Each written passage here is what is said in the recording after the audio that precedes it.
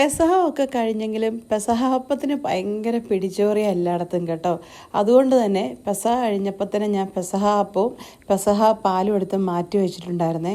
അതില്ലാതെ എങ്ങാനും ജോലിക്ക് വന്നാണ്ടല്ലോ പിന്നെ നമ്മൾ ചത്തോണ്ടാ മതി.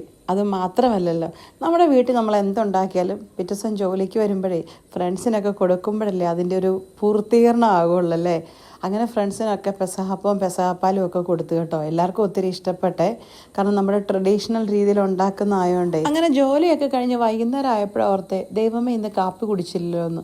അപ്പം ഞങ്ങൾ തീരുമാനിച്ചു ഞങ്ങൾ 3 പേരും കൂടെ ഒന്നിച്ചു പോയി കോഫി കുടിക്കാം. ഇതിപ്പോൾ ഇവിടുന്നേ കുടിച്ചിട്ട് പോവുകയാണേലേ വീട്ടിൽ ചെന്നിട്ട് അത്തള പിത്തള തവളാച്ചി ഒന്നും വെക്കണ്ടല്ലോ, അല്ലെ ആര് കോഫി ഇടുമെന്ന് വഴക്ക് വേണ്ട. അങ്ങനെ നമ്മുടെ ഹോസ്പിറ്റലിൽ തന്നെയുള്ള കോഫി ഷോപ്പിൽ കയറി ഞങ്ങൾ 3 പേരും കൂടെ കോഫി കുടിക്കാനിരുന്നു. ഇടയ്ക്കൊക്കെ ഞങ്ങൾ കൂടുന്ന കേട്ടോ, വല്ലപ്പോഴും ഒന്നിച്ചിരുന്ന് കോഫിയൊക്കെ കുടിക്കാനൊരു സുഖമല്ലേ അല്ലേ. അത് നമ്മൾ ജോലി ചെയ്യുന്ന അതേ സ്ഥാപനത്തിലിരുന്ന് ഞാനിങ്ങനെ കോഫി കുടിക്കുന്നതിന് ഇടയ്ക്കൊക്കെ വരുന്ന ഒരു കമൻറ്റാ, ലിറ്റിക്ക് ആകാമല്ലോ, കയ്യിൽ ഇഷ്ടം പോലെ കാശല്ലേ, അല്ലെ എന്തും ആകാമല്ലോ എന്നൊക്കെ. സത്യം പറഞ്ഞാൽ എൻ്റെ കയ്യിൽ പൂത്ത പണം ഉണ്ടായിട്ടോ. റിസർവ് ബാങ്ക് സ്വന്തമായിട്ട് ഞാനൊരെണ്ണം വീട്ടിലടിക്കുന്നതുകൊണ്ടോ ഒന്നുമല്ല. സത്യം ഞാൻ പറയട്ടെ, നമ്മൾ ജോലി ചെയ്യുന്നത് നമ്മുടെ ആരോഗ്യവും നമ്മുടെ സമയവും കളഞ്ഞിട്ടല്ലേ. അപ്പം പിന്നെ ആ ജോലി ചെയ്യുന്ന കാശ് കൊണ്ട് നമ്മുടെ ശരീരത്തിന് ഇഷ്ടമുള്ള കാര്യങ്ങളും നമ്മൾ ചെയ്യണ്ടേ.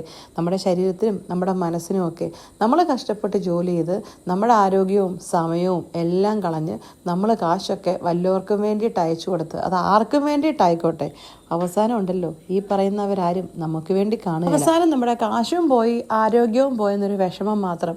ഇതാകുമ്പോഴേ അങ്ങനെ ഒരു പ്രശ്നമില്ല. അതുകൊണ്ട് ഞാൻ മറ്റുള്ളവരെ കെയർ ചെയ്യുന്നതിനേക്കാളും കൂടുതൽ എന്നെ അങ്ങ് കെയർ ചെയ്യും. അതുകൊണ്ടാണ് കേട്ടോ. അപ്പോൾ ഇന്നത്തെ ഉപദേശ ക്ലാസ് ഇത്രയേ ഉള്ളേ. അപ്പോൾ ഞാൻ നിങ്ങളെ പറഞ്ഞു വെറുപ്പിക്കുന്നില്ല, പോയേച്ചും വരാം.